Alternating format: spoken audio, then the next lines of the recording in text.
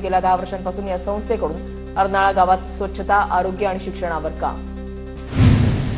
लातूरच्या औसा तालुक्यामध्ये सिरू गावाला लागून असलेल्या ओढ्याला पुराच्या पाण्यामध्ये एक व्यक्ती जीवघेणी स्टंटबाजी करत असल्याचा व्हिडिओ व्हायरल। अहिल्यानगर शहरासह जिल्ह्यामध्ये जोरदार पावसाची हजेरी। जोरदार पावसामुळे अनेक ओढ्या नाल्यांना आले पूर। शेतकऱ्यांच्या पिकांचं आणि फळबागांचं नुकसान।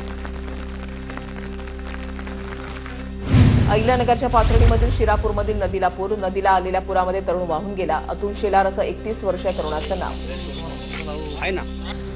मीरा भाईंदर पालिकेचे आयुक्त राधा विनोद शर्मांच्या उपस्थितीमध्ये स्वच्छता मोहिमेचं आयोजन। स्वच्छता मोहिमेमध्ये विद्यार्थ्यांचा उत्स्फूर्त सहभाग। मोठ्या प्रमाणात कचऱ्याचं संकलन। भाजपा प्रदेशाध्यक्ष रवींद्र चव्हाणांच्या वाढदिवसाच्या निमित्तानं देवरुखमध्ये मोफत आरोग्य शिबिर।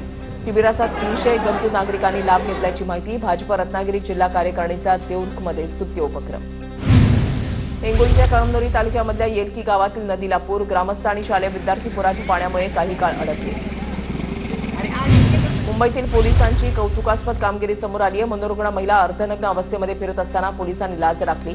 पोलीस हवालदार सुशील शिखरे यांनी महिलेला केली मदत।